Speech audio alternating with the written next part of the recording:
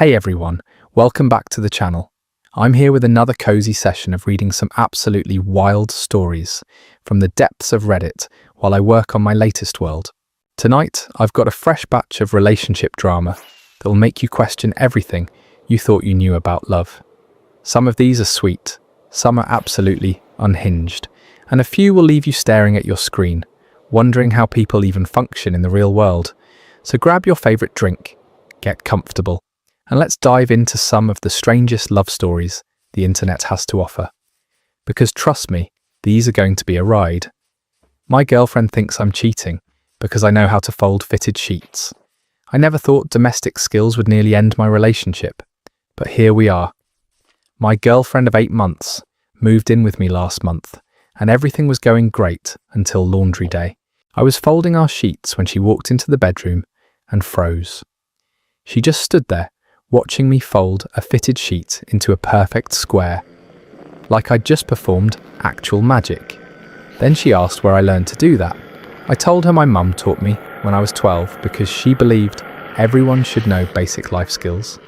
That's when things got weird. She started asking really specific questions like, did an ex-girlfriend teach me? Did I learn it to impress someone? Was I secretly living with another woman? The questions kept coming and getting more intense. I tried explaining that my mother literally made me practice folding sheets until I could do it blindfolded because she said messy linen closets were a sign of poor character, but my girlfriend wasn't buying it. She said no straight man just knows how to fold fitted sheets. That perfectly, without being taught by a romantic partner. She accused me of having secret relationships and hiding my domestic training from previous girlfriends. I was so confused I actually called my mum on speakerphone to confirm the story. My mum laughed and told her about the summer she made me reorganize the entire linen closet 3 times because my hospital corners weren't crisp enough. She even mentioned how she used to time me folding sheet sets and wouldn't let me go out with friends until I beat my personal record. You'd think that would settle it, but no, my girlfriend said my mum was obviously covering for me and that mothers always lie to protect their sons. She started going through my apartment, looking for evidence of other women living there. She checked the bathroom for extra toothbrushes, examined the closet for feminine clothing, and even counted the hangers to see if there were too many, when she found my good dish towels neatly organised by colour and size. She completely lost it. She said no man organises dish towels unless he's been trained by multiple women, and that I was clearly a serial dater who collected domestic skills from each relationship. I tried to explain that I just like having a clean, organised home, because chaos stresses me out, but she said that was exactly what a cheater would say to cover his tracks. She demanded to know the names of every woman who'd ever been in my apartment, and wanted to see my dating history going back 5 years. The breaking point came when she found my spice rack alphabetized and my pantry organized with labels facing out. She sat on the kitchen floor and cried, saying she felt like she didn't know me at all and that I'd been lying about who I was since we started dating. I'm genuinely at a loss here. I learned these things because my parents believed in raising self-sufficient children, not because I was groomed by a series of girlfriends. My dad can sew buttons and my brother can plan a dinner party for 12 people. We're just competent adults. She's been staying at her sister's place for 3 days and sending me texts asking for the truth about my domestic training.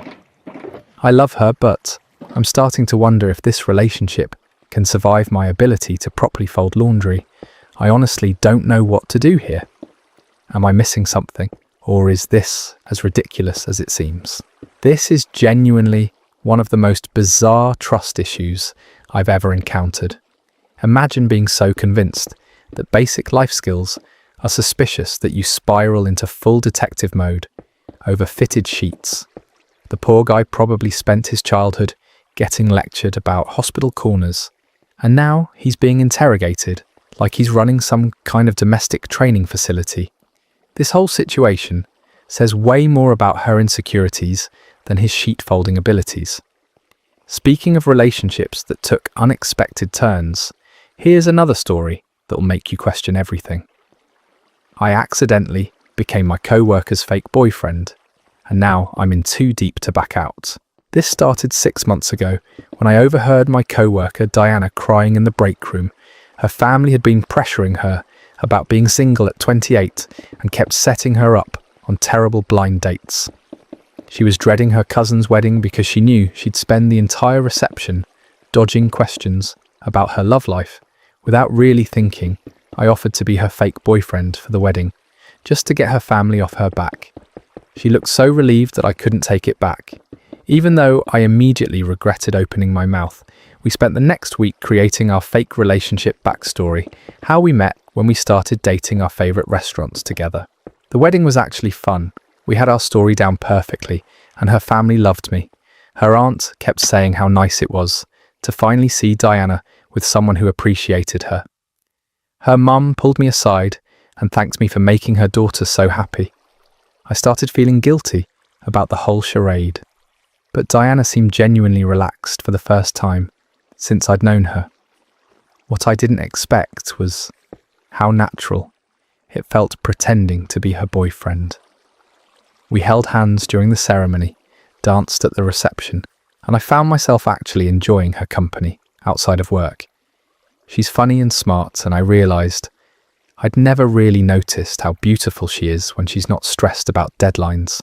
After the wedding, I figured that would be the end of it. But Diana's family started inviting me to everything. Her dad asked me to help him move furniture. Her sister invited us to double date with her, and her husband, her mum, started texting me directly about family dinner plans. Diana seemed panicked about disappointing them, so I kept going along with it. We attended her nephew's birthday party, where I spent 2 hours playing video games with her teenage cousins, who decided I was cool. We went to her grandmother's 80th birthday, where I learned to play bridge, and somehow won $40. The problem is I'm starting to catch real feelings, somewhere between helping her dad fix his deck and listening to her grandmother's stories about meeting her late husband. I realised I wasn't pretending anymore. I actually look forward to these family events. I've started thinking about Diana differently. At work, she seems to enjoy having me around too. She laughs at my jokes more. She saves me the good coffee from the break room, and last week she grabbed my hand without thinking.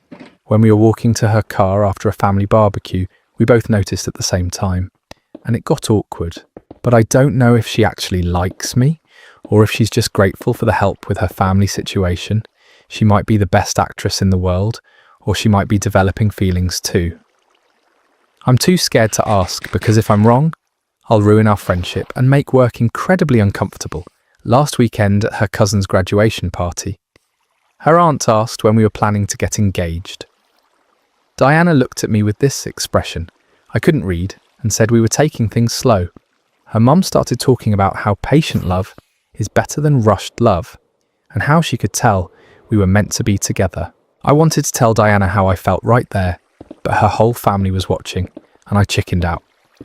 Now I'm lying awake, wondering if I should confess my feelings or keep pretending until she eventually meets someone real and breaks up with her fake boyfriend. The worst part is I think I'm falling in love with her, but I have no idea if the person I'm falling for is real or just an act she's putting on for her family. I've created this perfect relationship prison where I get to play house with someone I care about, but never know if any of it means anything. Her family's planning a big anniversary party next month, and they've specifically requested that I be there to help with setup. I want to go because I genuinely care about these people now, but I also know I'm just digging myself deeper into this mess. I don't know how to get out of this without hurting everyone involved, including myself. This guy managed to accidentally create the most elaborate romantic comedy plot in real history. He's living in a fake relationship that feels more real than most actual relationships, while slowly falling for someone who might just see him as a convenient family shield. The fact that he's genuinely bonded with her entire extended family makes this so much more complicated than a simple confession of feelings. At this point, he's basically an honorary family member who happens to be living a complete lie. Our next story proves that sometimes the most unexpected connections happen in the strangest places. I matched with my therapist's daughter on a dating app, and now family dinners are incredibly awkward. This happened 3 months ago, and I'm still processing it. I've been seeing Dr. Rodriguez for anxiety therapy for about 2 years now, and we've built a really good therapeutic relationship. She's helped me work through some major issues, and I genuinely respect her as a professional. So I'm scrolling through Bumble one evening when I see this gorgeous woman named Isabella. Great smile, interesting bio, we have tons in common. I swipe right, we match, and start chatting immediately. The conversation flows naturally, and within a few days we're planning our first date. The date goes amazingly well. Isabella is funny, intelligent, and we have incredible chemistry. We talk for hours about everything from travel to our favourite books. She mentions she's close with her family, especially her mum who works in healthcare. I share that I've been working on myself in therapy, and she's really supportive about mental health awareness. We start dating seriously. 3 weeks in, she invites me to Sunday family dinner to meet her parents. I'm nervous but excited because things are going so well between us. She gives me the address, and when I pull up to the house, something feels familiar, but I can't place it. Isabella opens the door, beaming, and leads me inside. We walk into the living room where her parents are waiting, and I freeze completely. Sitting on the couch is Dr. Rodriguez, my therapist of 2 years, looking equally shocked to see me. There's this horrible moment of recognition where we're all just staring at each other. Isabella looks confused and asks if we know each other. Dr. Rodriguez recovers first and says we've met professionally. I mumble something about small world and try to act normal, but inside I'm dying. Dinner is the most uncomfortable experience of my life. I'm trying to make conversation with Isabella's dad, while simultaneously avoiding eye contact with my therapist, who now knows I'm dating her daughter. Every time Dr. Rodriguez asks me to pass something or make small talk, I remember all the personal things I've shared in our sessions. Isabella can tell something is off, but she doesn't know what. She keeps trying to include her mum in conversations, and I'm giving these weird, stilted responses. When Dr. Rodriguez mentions she's proud of the progress I've been making lately, Isabella lights up and says she's so glad her mum approves of me. After dinner, Dr. Rodriguez pulls me aside privately. She's completely professional, but explains that this creates a significant conflict of interest. She says she cares about both Isabella and my therapeutic progress, but continuing as my therapist while I date her daughter could compromise both relationships. She refers me to a colleague, and we agree not to tell Isabella the specifics of how we know each other, just that it's a professional conflict. Isabella is disappointed that her mum and I can't seem to connect, but she doesn't push for details. The relationship with Isabella continues, and it's wonderful, but family gatherings are still incredibly awkward. Dr. Rodriguez is polite but distant with me now. Last month at Isabella's birthday party, her mum mentioned how proud she is that Isabella found someone who takes mental health seriously. Isabella has started asking why her mum seems different around me compared to how she talks about me when I'm not there. She says her mum always speaks highly of me, but acts reserved when we're together. I've been deflecting, but I think she's starting to suspect there's more to the story. The weirdest part is that Dr. Rodriguez was actually a really good therapist, and the sessions were helping me a lot. My new therapist is fine, but we don't have the same rapport. Sometimes I wonder if I should have just stopped dating Isabella instead, but I'm genuinely falling in love with her. Now Isabella's talking about moving in together, and I know that means more family dinners, more holidays, potentially a lifetime of awkward interactions with someone who knows my deepest anxieties and childhood traumas. I love Isabella, but I don't know how to navigate a future where my girlfriend's mum has detailed knowledge of my psychological profile. The most surreal part happened last week, when Isabella mentioned that her mum said I seem like someone who's done a lot of personal growth work and that she respects how self-aware I am. It's like getting a therapeutic evaluation disguised as future mother-in-law approval. I have no idea how to handle this long term, and I'm too embarrassed to bring it up in therapy with my new doctor because explaining the situation makes me sound like I'm living in a sitcom. This poor guy accidentally turned his love life into the most complicated ethical dilemma imaginable. Dating your therapist's daughter has to violate some kind of unwritten rule about keeping your personal and therapeutic lives separate. The fact that Dr. Rodriguez is essentially giving him glowing reviews through family dinner small talk while maintaining professional boundaries is actually pretty impressive. But imagine trying to build a future with someone when their mum has a detailed file on all your emotional baggage. Here's a story that proves sometimes the biggest relationship obstacles come from the most unexpected places. My boyfriend's ex-wife keeps sending me her old photos of him, and I don't know how to make it stop. I've been dating Trevor for 8 months, and overall our relationship is really healthy. He was married for 12 years and has been divorced for 3 years now. His ex-wife Monica has primary custody of their 2 kids, and they've managed to maintain a civil co-parenting relationship, which I really respect. The problem started about 4 months ago, when Monica got my phone number from Trevor for emergency contact purposes regarding the kids. That same week, I received a text from an unknown number with a photo attached. It was a picture of Trevor from what looked like their honeymoon, shirtless on a beach, looking about 15 years younger.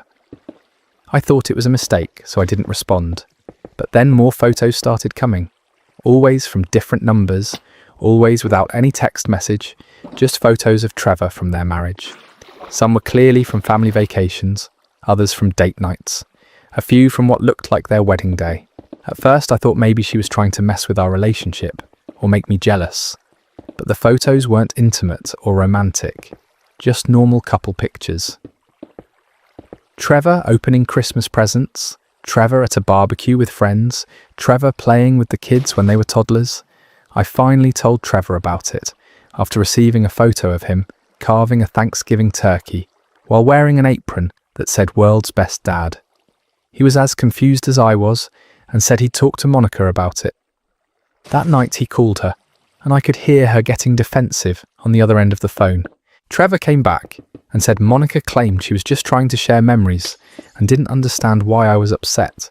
She said she thought I'd want to see what kind of person Trevor was during their marriage, that it would help me understand him better. She insisted she wasn't trying to cause problems. The photos kept coming though. Trevor grilling hamburgers at a block party, Trevor dressed as a pirate for Halloween, Trevor asleep on the couch with both kids napping on his chest. Each one felt like a small invasion of privacy, like she was forcing me to witness their entire relationship history. I started to notice patterns when the photos arrived. Always late at night, usually after Trevor had spent time with the kids, sometimes right after he'd post something about us on social media. It felt calculated, but I couldn't prove it. The strangest part was that some of the photos were actually really sweet. There was one of Trevor teaching their daughter to ride a bike, where his face was just pure joy and pride. Another of him slow dancing with Monica at what looked like a friend's wedding, where they both looked genuinely happy. I found myself studying these photos more than I wanted to admit. This was a version of Trevor I'd never seen, 15 years younger, with different hopes and dreams. Sometimes I caught myself feeling nostalgic for experiences that weren't even mine. 2 weeks ago, the photos suddenly stopped, and I thought maybe Monica had finally moved on. But then last Tuesday, I received a video. It was Trevor singing happy birthday to one of the kids, probably from 2 years ago, and his voice cracked with emotion during the song. I realised that watching these photos and videos was starting to affect how I saw Trevor.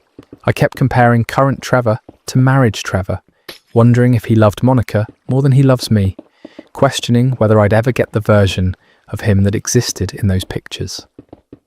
When I brought this up to Trevor, he got really frustrated and said Monica was sabotaging our relationship on purpose. He called her again, and this time I heard yelling from both sides. Monica apparently accused him of trying to erase their family history and said I was being insecure about their past. Trevor changed his phone number and mine too, thinking that would solve the problem. But yesterday, I received a manila envelope at my apartment with no return address. Inside were printed copies of about 50 photos spanning their entire relationship. There was a note that said, "I thought you should see who he really was." I don't know if Monica is genuinely trying to help me understand Trevor better, or if she's systematically trying to undermine our relationship by forcing me to confront their shared history. Either way, it's working because I can't stop thinking about the life they built together and wondering if I'm just a placeholder until he finds someone who can give him what Monica couldn't. Trevor wants to involve lawyers, but I worry that will escalate things and affect the kids. I also don't want to be the reason his co-parenting relationship falls apart. But I can't keep receiving these glimpses into their marriage, because it's making me question everything about our relationship. The worst part is that some small part of me is grateful for the photos because they show me sides of Trevor I never would have seen otherwise, but I hate that I feel that way. This situation is like being haunted by someone else's marriage, except the ghost is very much alive and has your phone number. Monica is either the most manipulative ex-wife in history, or she's genuinely confused about appropriate boundaries after divorce. Either way, getting a manila envelope full of someone's relationship history delivered to your door is psychological warfare, disguised as sharing memories. The fact that the photos are actually making her question her relationship shows just how effective this strategy is, whether it's intentional or not. Let's move on to a story that shows how sometimes the smallest gestures can completely derail a relationship. My girlfriend broke up with me because I bought her groceries without asking. I thought I was being thoughtful, but apparently I crossed a major boundary that I didn't even know existed. Jessica and I had been together for 5 months, and I was starting to spend more time at her apartment. She's a graduate student, working part-time, so money is always tight for her. Last weekend I was at her place and noticed her fridge was pretty empty. Just some condiments, leftover takeout, and a few energy drinks. Her pantry had ramen noodles and not much else. She mentioned being stressed about midterms and not having time to grocery shop. I offered to pick up some food for her, but she said she was fine and would figure it out later. I could tell she was just being polite because she's always been weird about accepting help with money stuff. I've offered to pay for dinner dates before, and she always insists on splitting everything. Monday morning I had some free time before work, so I stopped by the grocery store near her apartment. I picked up basic stuff that everyone needs: milk, eggs, bread, some fruit, vegetables for salads, chicken breast, pasta, sauce. Nothing fancy or expensive, just staples so she wouldn't have to survive on ramen during finals week. I used the spare key she gave me to drop everything off while she was in class. I put the groceries away and left a note saying I hoped this would help her focus on studying instead of worrying about food. I thought it was a sweet gesture that showed I cared about her well-being. Jessica called me that evening, and she was furious. She said I had violated her space and her autonomy by entering her apartment without permission and making decisions about what food she needed. I tried to explain that I was just trying to help, but she said that wasn't the point. She said, buying someone groceries without asking is presumptuous and controlling, that I was imposing my ideas about what she should eat and how she should live. She felt like I was treating her like a charity case instead of an equal partner in the relationship. I apologized and said I genuinely meant well, but she said good intentions don't excuse boundary violations. She asked how I would feel if she let herself into my apartment and rearranged my kitchen cabinets, because she thought I was disorganized. I said that wasn't the same thing, but she disagreed. The conversation escalated when I pointed out that she'd given me a key and said I could use it any time. She said the key was for emergencies or when she was expecting me, not for surprise grocery deliveries. She felt like I'd used her trust against her. What really upset her was that I'd made assumptions about her financial situation without talking to her first. She said maybe she was saving money for something specific, or maybe she preferred to shop for herself, or maybe she had dietary restrictions I didn't know about. She was right that I'd never asked about any of those things. She also pointed out that I'd bought name brand items when she always buys generic to save money. She said now she felt obligated to eat food she hadn't budgeted for and couldn't return. The gesture that I thought was helpful had actually created financial pressure for her. I tried to explain that I hadn't thought about it that deeply, that I just saw someone I cared about struggling and wanted to help. But Jessica said that was exactly the problem. I'd acted on my feelings without considering her feelings or asking what kind of help she actually wanted. She said she'd been enjoying our relationship because I treated her as an independent person, not someone who needed to be taken care of. But the grocery incident made her feel like I saw her as someone who couldn't handle her own life. We tried to work through it over the next few days, but the conversation kept circling back to the same issues. She felt like I'd crossed a line, and I felt like she was overreacting to a kind gesture. Neither of us could understand the other's perspective. The final straw came when I suggested she was being ungrateful for something that cost me time and money to do for her. As soon as the words left my mouth, I knew I'd messed up, but it was too late. She said that comment proved I'd done it to make myself feel good, not to actually help her. Jessica broke up with me 2 days later.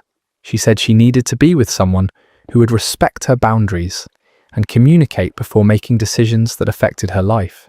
She returned my spare key and said she hoped I'd learn from this experience. I'm still confused about what went so wrong. I bought groceries for someone I cared about, who didn't have food in her house. It seems like such a normal thing to do for a girlfriend. But apparently, it was a relationship-ending mistake. My friends are split on this. Some think Jessica overreacted, and that I was just being a good boyfriend.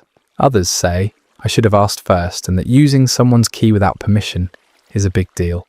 I honestly don't know what to think anymore. Looking back, I can see that maybe I should have talked to her before buying anything, but I still don't understand why it was such a huge violation. I feel like I'm going to be scared to do anything nice for future girlfriends because apparently being thoughtful can be seen as controlling. This guy learned the hard way that good intentions don't automatically equal good actions. Jessica's reaction might seem extreme, but she's absolutely right that entering someone's space and making decisions about their life without consent crosses a boundary, even with the best intentions. The fact that he called her ungrateful shows he was more invested in being seen as a good boyfriend than actually understanding what kind of support she needed. Sometimes the most caring thing you can do is ask before you help. If you're still here listening to these wild relationship stories, consider subscribing because there's always more drama where this came from. And honestly, we're all just trying to figure out this whole love thing together. Let me tell you about a relationship disaster that started with the best of intentions, but ended in complete chaos.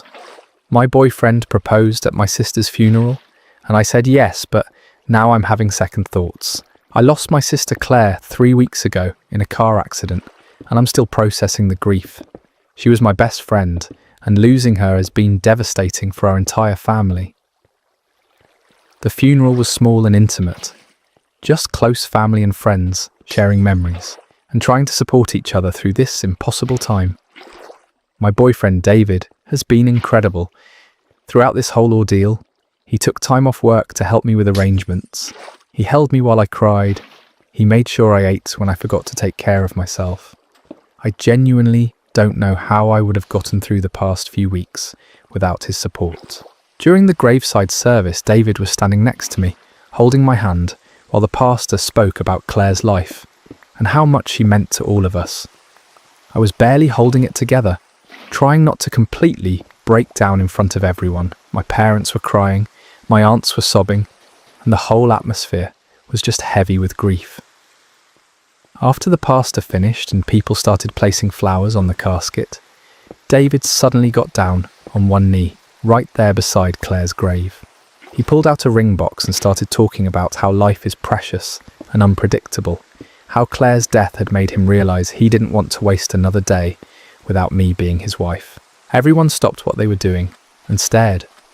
My mum gasped, my dad looked confused, and I just stood there in shock holding this engagement ring while my sister's casket was 3 feet away from us. David was crying and saying beautiful things about our future together and how Claire would have wanted us to be happy. In that moment, overwhelmed by grief and love and the surreal nature of the situation, I said yes. People started clapping and crying and hugging us, and it felt like this strange mixture of celebration and mourning that I'd never experienced before. My mum said Claire would be so happy for us, and my dad shook David's hand with tears in his eyes. But now that I've had time to process what happened, I'm starting to feel really conflicted about the whole thing. Part of me is touched that David wanted to honour Claire's memory by making this commitment at her funeral. He said later that he wanted her to be there for our engagement, even though she couldn't be there for our wedding.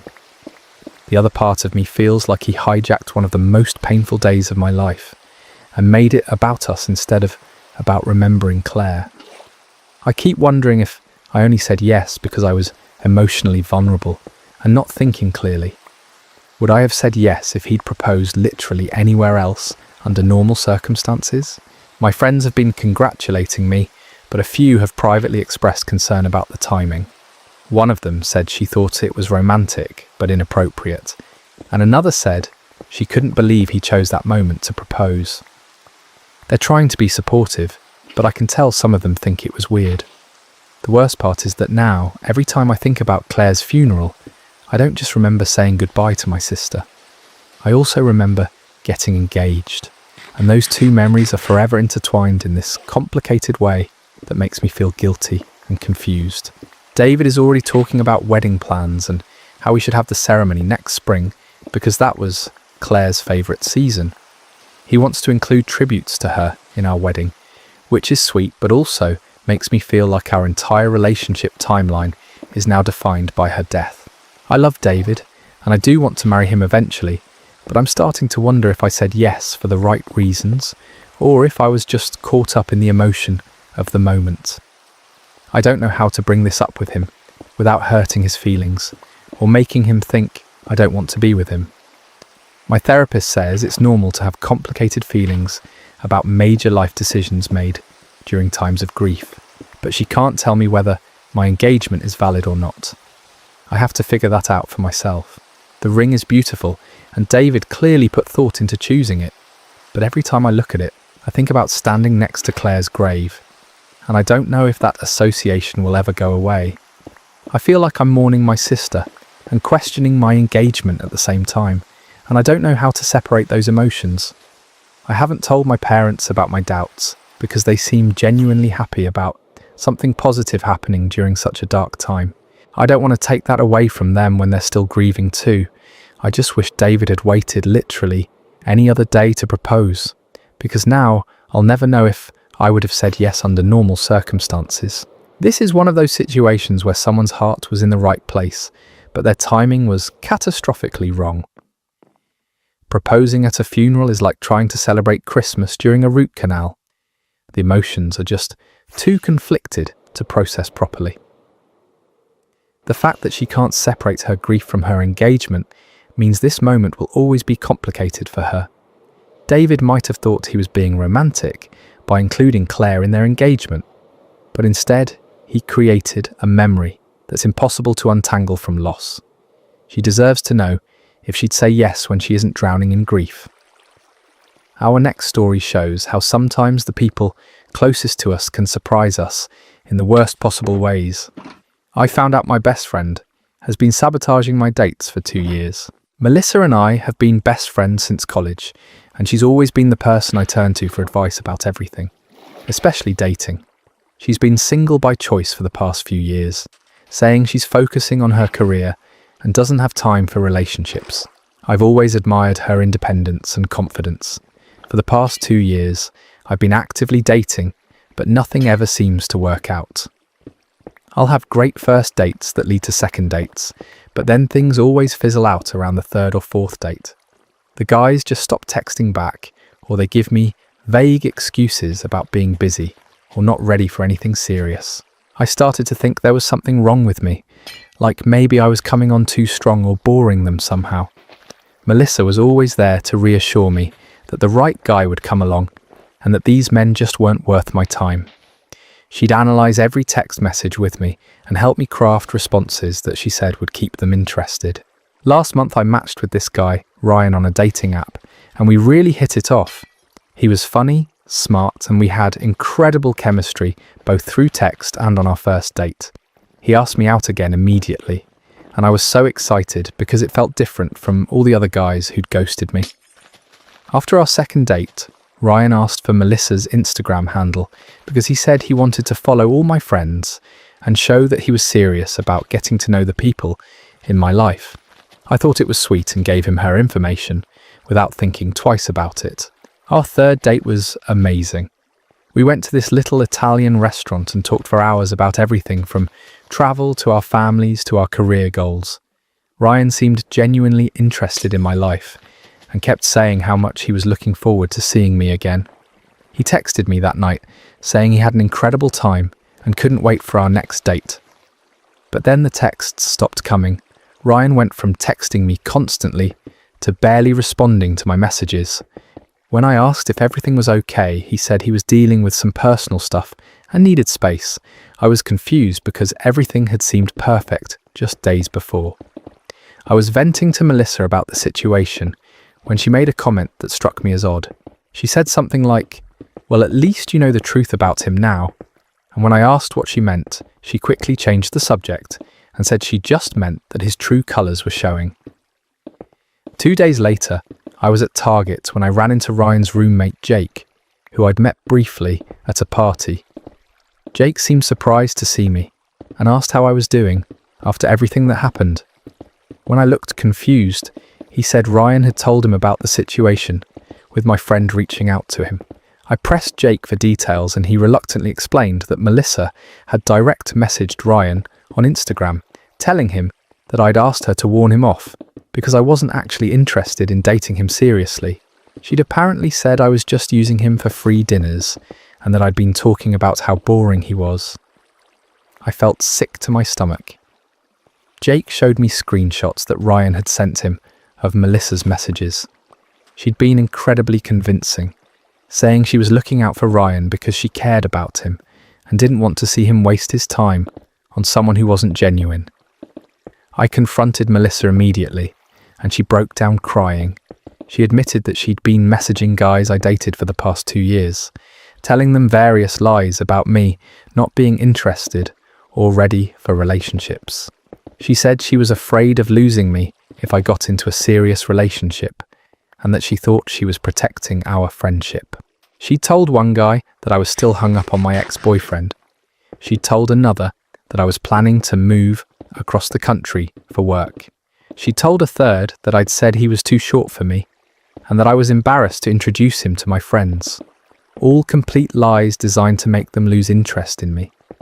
The worst part was realizing how calculated it all was. She'd offer to help me analyze their text messages and then use the information I shared with her to craft believable stories about why they should stop pursuing me. She knew exactly what to say to make each guy think I wasn't worth the effort. When I asked her why she would do this to me, she said she was terrified of being left behind. She said watching me date made her feel lonely and inadequate, and that she'd convinced herself she was doing what was best for both of us. She claimed that none of those guys were good enough for me anyway. I told her I needed time to process everything and haven't spoken to her since. She's been sending me long text messages, apologizing and begging for forgiveness, saying our friendship means everything to her and that she'll do anything to make it right. I reached out to Ryan and explained what happened. He was understanding but said the whole situation was too complicated and weird for him to want to continue dating me. He said he couldn't get past the fact that my best friend had actively tried to sabotage our relationship. Now I'm wondering how many other connections I might have had if Melissa hadn't been systematically destroying my dating life for 2 years. I feel like I can't trust my judgment about people anymore because someone I considered my closest friend was betraying me behind my back this entire time. I don't know if our friendship can survive this or if I even want it to. She stole 2 years of potential relationships from me because she was too insecure to deal with the possibility of me being happy with someone else. The betrayal feels so deep because she was the person I turned to for comfort every time a guy ghosted me, and she was the one causing it to happen in the first place. This is friendship betrayal at its most calculated and devastating. Melissa didn't just sabotage a few dates, she systematically destroyed 2 years of potential relationships while positioning herself as the supportive best friend offering comfort. The fact that she used intimate details shared in confidence to craft believable lies makes this so much worse. She essentially made herself indispensable by creating the very problems she was helping solve. This isn't friendship. It's emotional manipulation disguised as loyalty. The scariest part is wondering how long this could have continued if Jake hadn't accidentally exposed the truth. Here's a story that proves sometimes the most innocent mistakes can unravel everything. I accidentally sent my boyfriend's mum a text meant for my best friend, and now she hates me. I've been dating Connor for 7 months, and meeting his family has been the biggest challenge of our relationship. His mum, Patricia, is very traditional and has made it clear that she thinks Connor is too young to be in a serious relationship. She's polite to me, but I can tell she's just tolerating my presence. Last weekend was Connor's birthday, and Patricia threw him a big family party at their house. I spent hours picking out the perfect outfit and practiced conversations in my head because I really wanted to make a good impression. I brought homemade cookies and a thoughtful gift, and I tried to be as charming and respectful as possible. The party was going okay until Patricia started telling stories about Connor's ex-girlfriend, Brittany, in front of everyone. She kept saying things like, Brittany always helped with the dishes, and Brittany knew exactly how Connor liked his coffee, and Brittany was so good at remembering everyone's birthdays. I was trying to stay positive, but it was obviously deliberate. Every story was a comparison designed to make me feel inadequate.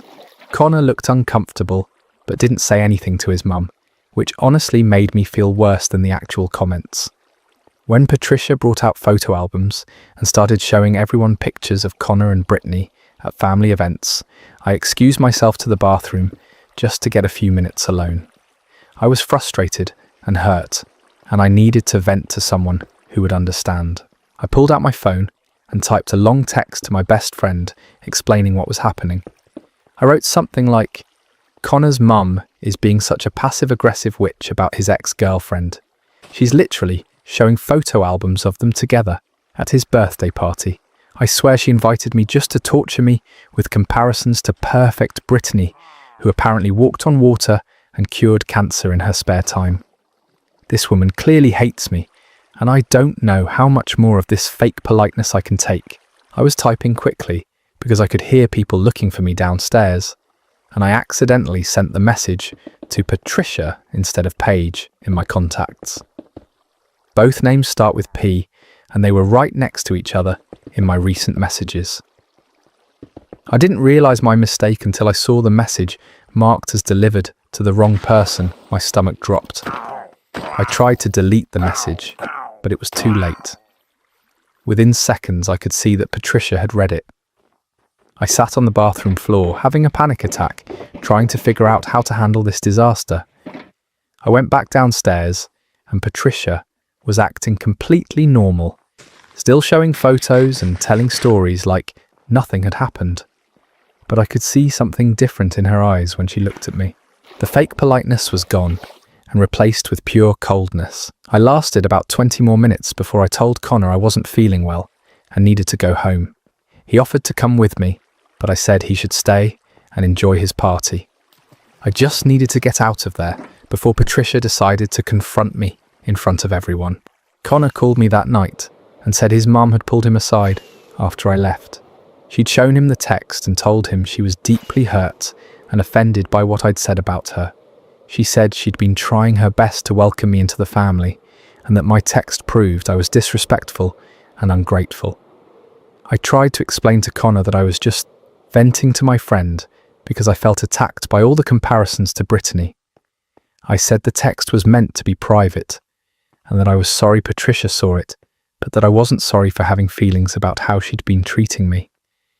Connor said he understood why I was frustrated, but that calling his mum names was over the line. He said she'd been crying and that she felt like I'd been judging her the whole time while pretending to be nice to her face. He asked me to apologize to her directly.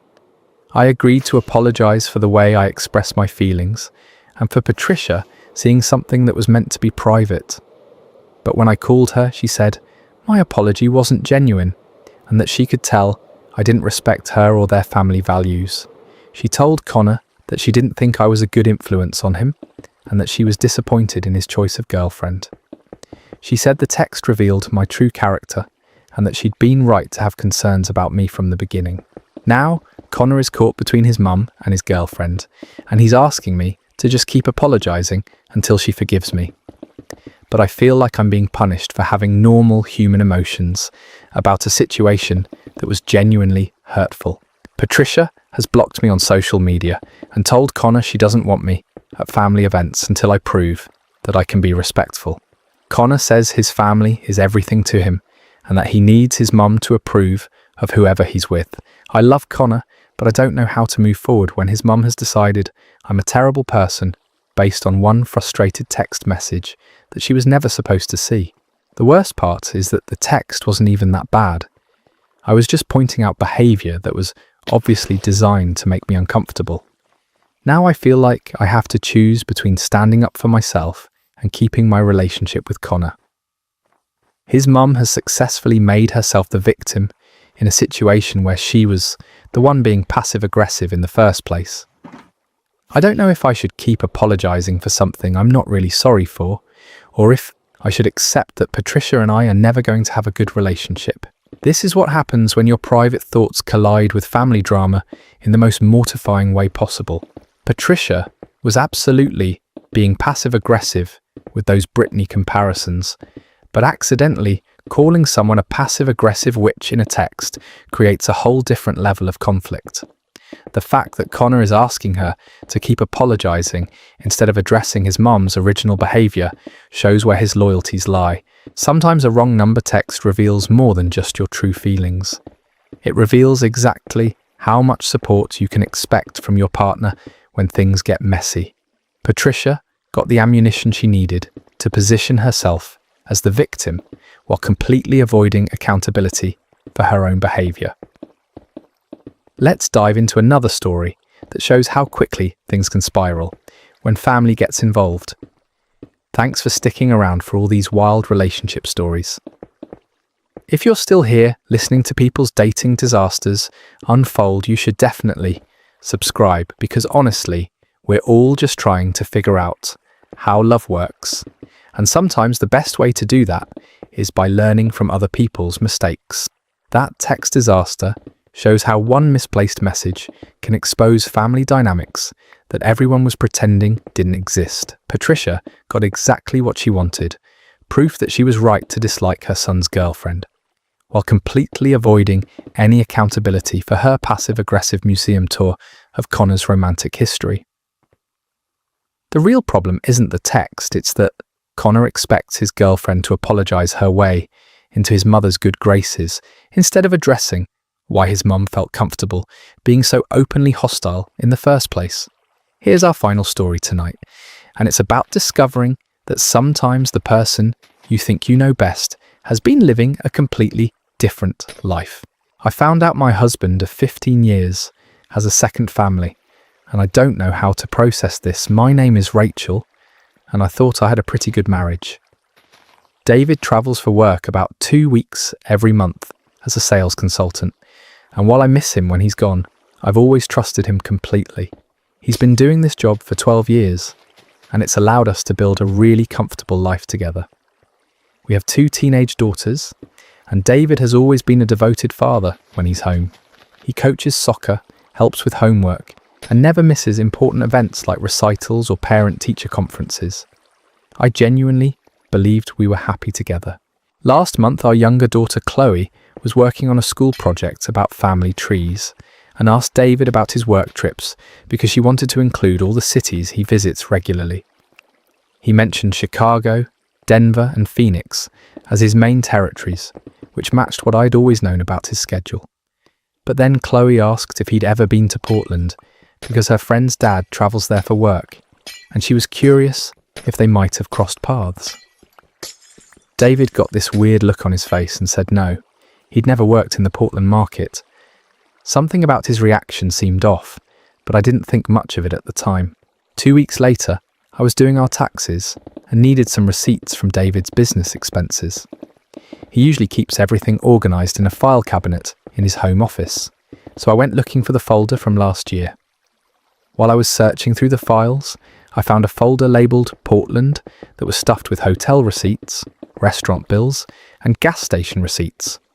The dates on the receipts showed that David had been going to Portland regularly for over 8 years, sometimes staying for 5 or 6 days at a time. I was confused because he'd just told Chloe he'd never been there for work. Why would he lie about something so random? I started looking through the receipts more carefully and noticed that some of the restaurant bills were for multiple people, like family meals with kids' menu items. There were also receipts from places like Chuck E. Cheese and a children's clothing store. I couldn't understand why David would be buying kids' clothes on business trips. That weekend, while David was home, I casually asked him about Portland again, saying I was curious about his work territories. He stuck to his story that he'd never worked there, and seemed annoyed that I was asking. When I mentioned finding the receipts, he said they must be from a different client project that got cancelled and that he'd forgotten about it. His explanation didn't make sense because the receipts spanned years, not just one cancelled project. I decided to do something I'd never done before and look through his phone while he was in the shower. I felt terrible about violating his privacy, but something was clearly wrong. What I found destroyed my entire world. There were thousands of text messages to a woman named Jennifer about school pickup times, doctor appointments, soccer practice schedules, and everyday family logistics. The messages went back years and read exactly like the text David and I send each other about our own kids. Jennifer was asking David to pick up milk on his way home. David was reminding Jennifer about their son's parent-teacher conference. Jennifer was sending David photos of their daughter's art project. They were coordinating carpools and discussing bedtime routines and planning birthday parties. I sat on our bathroom floor, reading message after message that made it clear David had been living a completely separate family life in Portland for years. He had a wife named Jennifer and 2 young children, a 6-year-old son and a 4-year-old daughter. He was their full-time dad when he was supposed to be on business trips. The most devastating part was seeing how much he loved them. His messages to Jennifer were tender and affectionate. He called her sweetheart and told her he missed her when he had to come back to our city for his other job. He sent her photos of sunsets and told her he was thinking about her. There were videos of him reading bedtime stories to their kids and photos of him pushing their daughter on a swing at a park I'd never seen. He looked genuinely happy in these pictures, like he was living his real life instead of just visiting it. I found social media profiles where Jennifer posted family photos with David at birthday parties, Christmas mornings, and family vacations. She referred to him as her husband and tagged him in posts about their anniversary. Their kids called him Daddy and looked at him with the same adoration my daughters had when they were that age. The timeline showed that David had started this second family about 3 years after our youngest daughter was born. He'd been maintaining 2 complete households, 2 sets of children, 2 wives who both thought they were his only family. I confronted David that night and he broke down completely. He admitted that he'd fallen in love with Jennifer during a legitimate work trip to Portland 8 years ago. What started as an affair had become a second marriage and family that felt just as real to him as ours did. He said he'd never meant for it to go this far, but that he couldn't bear to hurt either family by choosing between them. He'd convinced himself that he could make both relationships work if he just managed his time carefully enough. He said he loved Jennifer and their kids just as much as he loved me and our daughters. When I asked how he could live with himself, he said it had been eating him alive for years, but that he felt trapped.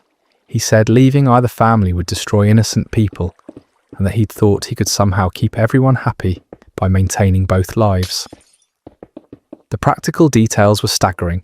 He'd been paying 2 mortgages, 2 sets of health insurance premiums, 2 family cell phone plans. He'd been attending 2 sets of parent-teacher conferences, 2 rounds of Christmas mornings, 2 anniversary dinners every year. Jennifer had no idea about us, just like we'd had no idea about them. David had told her that his frequent travel was for a different job that required him to be away from Portland regularly. She thought she was married to a devoted husband who just had demanding work obligations. I asked David what he wanted to do now that everything was out in the open. He said he didn't know and that he'd been dreading this day for years. He said he couldn't imagine living without either family, but that he knew he couldn't keep lying to everyone forever. I told him he had 1 week to figure out what he wanted, because I wasn't going to share my husband with another wife anymore. He's been staying at a hotel since then, supposedly trying to decide between his 2 families, like we're items on a menu. The hardest part is that I still love him, and I can see that he genuinely loves both families. This isn't a situation where he was cheating because he was unhappy with me. He created a second life because he wanted more love, more family, more of everything, and he thought he could have it all without anyone getting hurt. But now, our daughters are asking why Daddy's living in a hotel, and I don't know how to explain that their father has been living a double life for 8 years. I don't know how to tell them they have half-siblings they've never met, and that their dad has been splitting his love between 2 families this entire time. I feel like my entire marriage has been a lie, but also like it was completely real. David wasn't pretending to love us. He just wasn't telling us that he loved someone else just as much. I don't know if that makes it better or worse. This story is absolutely devastating because David wasn't just cheating. He was living 2 complete lives with the same level of commitment and love for both families. The fact that he maintained this for 8 years while being a devoted father and husband to 2 different sets of people shows a level of compartmentalization that's almost impossible to comprehend. Both Rachel and Jennifer thought they had loving, faithful husbands. And technically, they did. They just had to share him without knowing it. The saddest part is that David probably does love both families genuinely, which makes this situation tragic for everyone involved, rather than just a simple betrayal. There's no good ending here, just 2 families that are about to be destroyed by one man's inability to choose. If you made it through all of these wild tales of romance gone wrong, you're clearly as fascinated by human nature as I am. Consider subscribing if you want more of these late-night story sessions because honestly, the internet never runs out of relationship drama and I never get tired of reading about it. Until next time, sleep well and see you tomorrow.